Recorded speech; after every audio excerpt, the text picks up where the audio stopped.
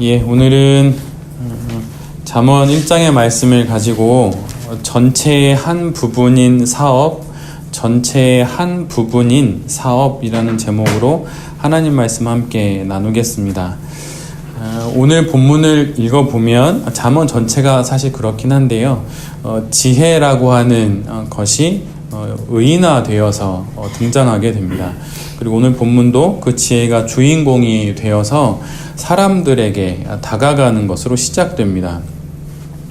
길거리, 광장, 길목, 성문, 어귀, 성중, 이 5곳의 장소가 언급이 되는데 그 모든 곳에서 사람들에게 외치게 됩니다.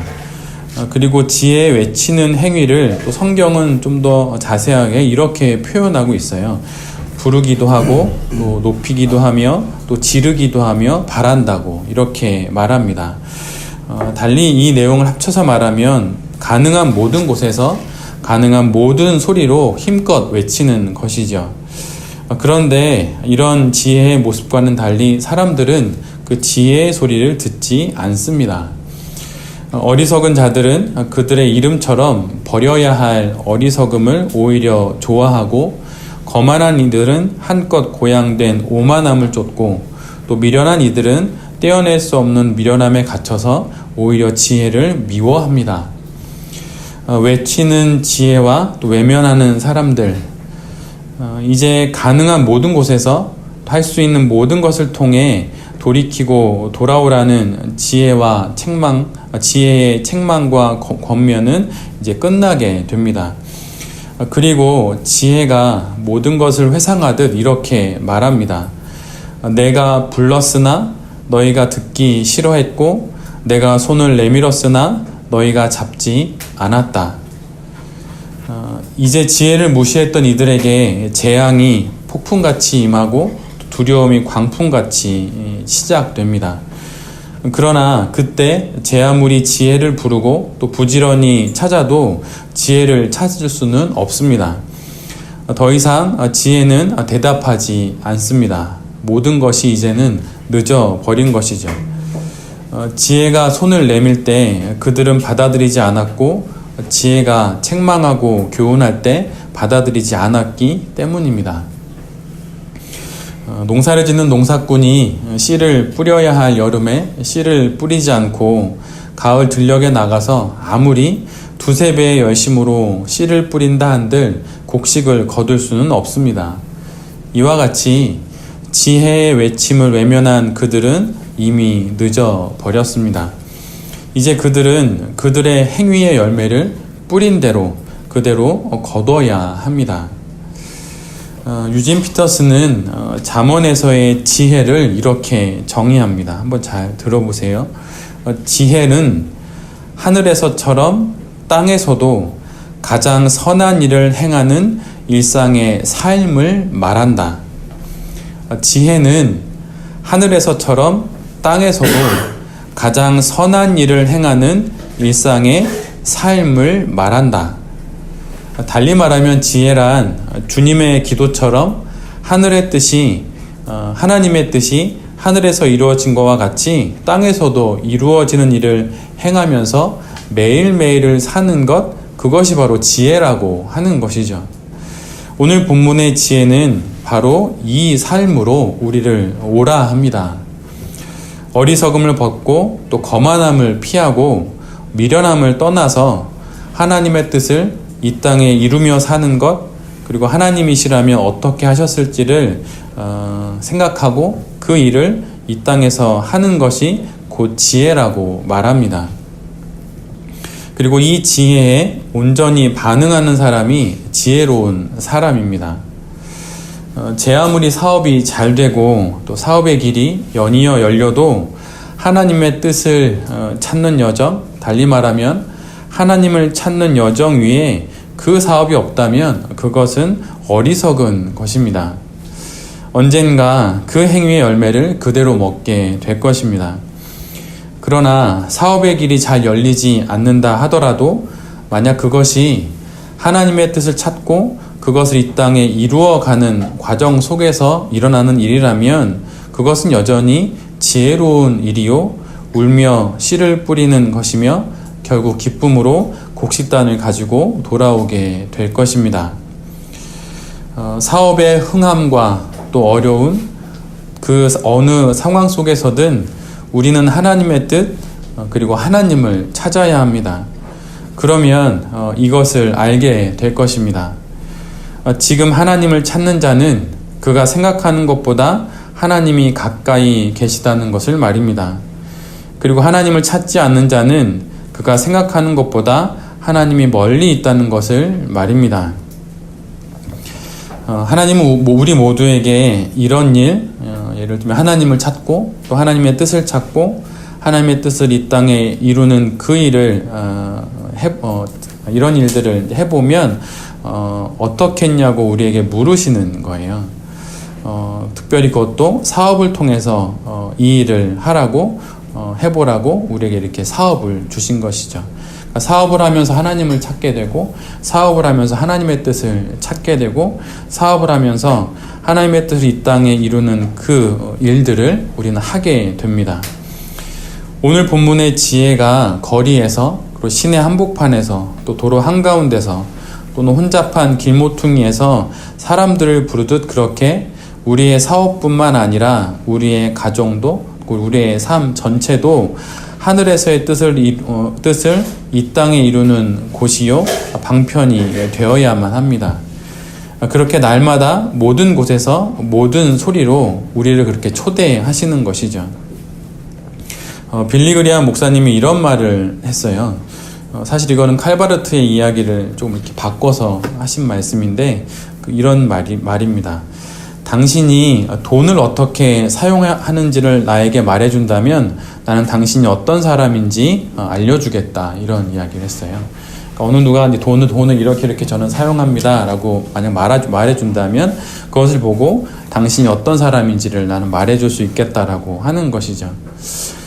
인류 역사 그리고 동서양을 막론하고 지금 우리가 살고 있는 이 사회만큼 돈이 최고의 가치가 된 적은 거의 없었습니다. 아마 거의 처음일 것 같아요. 그리스는 지혜를, 그리고 로마는 용기를, 또 유교 문화권인 동아시아는 인과 의를, 그리고 기독교의 뿌리인 히브리 문명은 믿음을 최고의 덕목으로 여겼습니다. 모든 시대에는 언제나 먹고 사는 것보다 더 중요한 것이 항상 있었죠. 돈보다 더 중요한 것이 있었습니다. 그러나 지금은 돈이 가장 높은 가치의 자리를 차지하고 있는 형국입니다. 그리스도, 그리고 로마도, 동아시아도, 그리고 히브리에도 모두 돈은 있었어요. 그런데 늘 그 돈은 더 높은 가치에 의해서 통제받아왔고 당연히 그래야 한다는 의식이 모든 사람들에게 있었습니다. 그런데 현대사회에서 돈은 오히려 지식과 용기, 또 인의, 심지어 믿음보다 높은 자리에 있는 듯 합니다. 마치 돈이 신이 된 듯한 모습인 거죠. 최고의 자리를 차지하고 모든 것을 내려다보고 있는 모양입니다. 마태복음 6장 24절에 이런 말씀이 있습니다. 메시지로 읽어드리면 너희는 한꺼번에 두 신을 예배할 수 없다. 결국 한 신은 사랑하고 다른 신은 미워하게 될 것이다. 한쪽을 사모하면 다른 쪽은 업신여기게 마련이다. 너희는 하나님과 돈을 둘 다 예배할 수 없다. 하나님과 돈을 둘 다 예배할 수 없다는 말씀은 둘 다 섬기려 하는 자들이 있다는 전제 속에서 하신 말씀이죠. 그리고 동시에 둘을 섬길 수 없음에도 불구하고 둘 다 섬기려는 자들은 결국은 하나님이 아닌 돈을 섬기는 자들이라는 뜻입니다. 헬라어로 재물은 맘몬이고 또 맘몬은 신의 이름인 동시에 지폐를 가리킵니다. 즉 돈을 의미하는 것이죠. 돈은 반드시 더 높은 가치에 의해서 통제되고 다루어져야 합니다. 그러지 않으면 돈은 하나님과 다투어 신의 자리를 차지하려 하기 때문이에요. 우리가 하고 있는 사업 역시 마찬가지입니다. 더 높은 가치에 의해서 사업은 통제되고 다루어져야 해요. 사업을 위한 사업이 되는 순간 그것은 신의 자리를 넘보는 우상이 될 수 있습니다. 목회자도 마찬가지예요. 목회를 위한 목회가 되는 순간 그것은 우상이 될 수밖에 없습니다. 사업의 흥망성쇠에 따라 하나님에 대한 믿음이 흔들릴 수도 있습니다. 빌리 그리함 목사님의 말씀을 빌어 이야기하자면 우리가 다양한 상황과 형편에 빠지는 우리의 사업들을 어떻게 대하는지를 보면 우리가 어떤 그리스도인인지가 그대로 드러난다는 것이죠. 돈은 참 희한합니다. 돈이 우상이 된다는 것은 돈이 많아도 돈의 노예가 되고 돈이 적어도 돈의 노예가 돼요. 돈이 많으면 돈의 노예가 될 수 있겠다는 생각을 할 수 있잖아요. 근데 돈이 없어도 돈의 노예가 돼요. 왜 그러냐면 가지지 못한 것에 대한 그 사람들의 욕망은 가진 것에 대한 욕망보다 훨씬 클 때가 많기 때문이에요. 그래서 돈이 많든 돈이 없든 돈이 우상이 될 수 있는 것이죠. 우리의 사업도 마찬가지입니다. 사업이 잘 되면 사업이 우리의 우상이 될 수 있어요. 또한 사업이 잘 안 되면 그때에도 역시 사업이 우리의 우상이 될 수 있는 것이죠. 제가 이전 교회에서 취직을 위해서 제게 기도 부탁을 하던 성도님들이 있었습니다. 그런데 기도를 해서 취직이 됐어요. 근데 취직이 되니 너무 바쁜 거예요. 교회에 나오지를 않으십니다. 기도로 강구했는데 그래서 원하는 결과를 얻게 됐는데 오히려 좋은 성도가 되지 못하는 이유가 되어버린 거예요. 사업이 취직이 악하거나 선한 것이 아니라 그것은 피조물에 지나지 않을 뿐인데 그것이 마땅히 있어야 할 자리에 있지 않으니 그것의 변화에 따라서 우리의 믿음도 변하게 되는 것이죠. 서강대 철학과 명예교수인 엄정식 교수가 브랜드 인문학이라고 하는 주제로 인터뷰를 한 적이 있는데 거기에서 이런 이야기를 했어요. 조금 긴데요. 한번 잘 들어보세요. 반복되는 그 문구가 있습니다. 처음은 이렇게 시작해요. 넓게 본다는 것은 어떤 것을 무엇의 부분으로 본다는 것이며 깊게 본다는 것은 무엇의 나타남으로 본다는 것인데 결국 이것은 입체적인 시각을 갖게 된다는 것이다. 말씀드리면 이런 거예요. 무엇인가를 좀 넓게 본다는 것은 그것이 어느 이렇게 작은 하나가 아니라 전체의 한 부분, 무엇의 한 부분으로 그것을 볼 수 있다라고 하는 거예요. 또 깊게 본다는 것은 그것의 수면 아래를 보므로 그것이 저 아래에 있는 것이 밖으로 나타났구나 라고 하는 그 무엇의 나타남으로 그것을 볼 수 있다는 것이죠. 그래서 결국은 그것에 대해서 입체적으로 볼 수 있다는 거예요. 넓게의 한 부분으로 또 깊이에서 나타난 한 부분으로 보게 된다는 거죠. 그리고 마지막으로 이 엄교수는 이렇게 이야기합니다.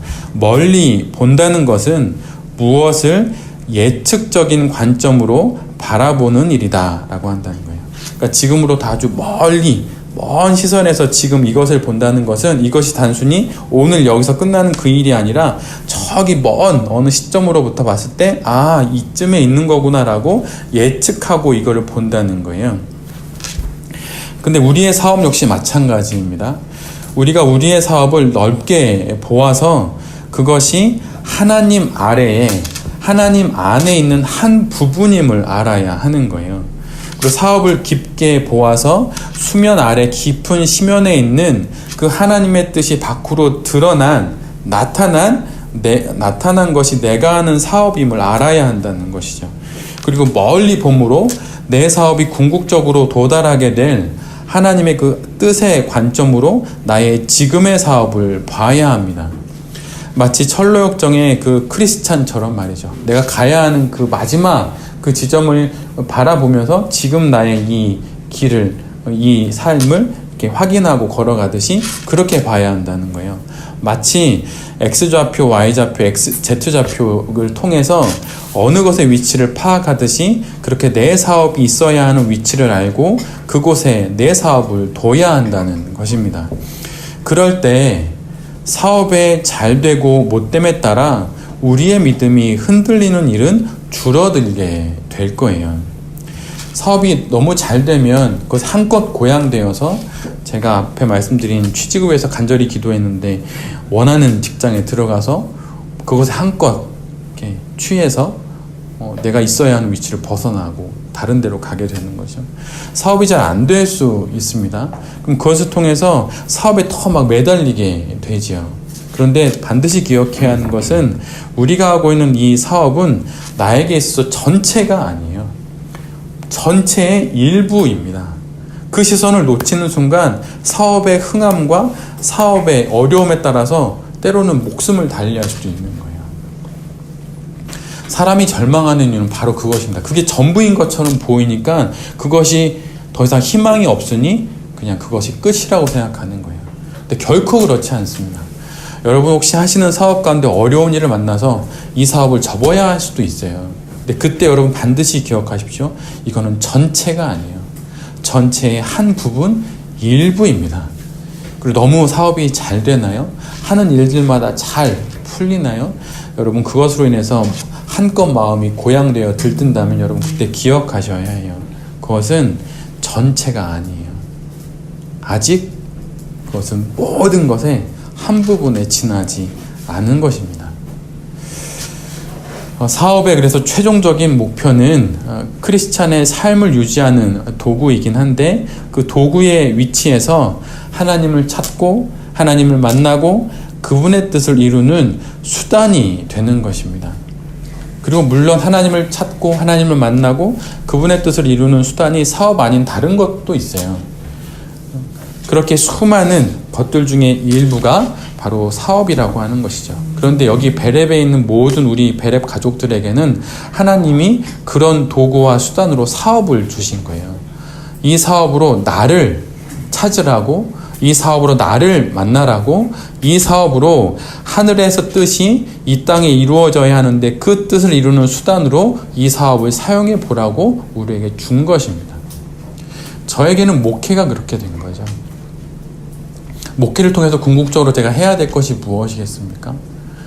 수많은 수천의 성도들과 함께 큰 교회를 이루는 것인가요? 그건 아니에요. 그건 다 결과입니다. 사업을 통해서 우리 베렙 가족들이 그래야 하듯이 저는 목회를 통해서 하나님을 만나야 해요. 저는 목회를 통해서 하나님을 찾아야 하고 목회를 통해서 하나님의 뜻을 이루어야 하는 것입니다.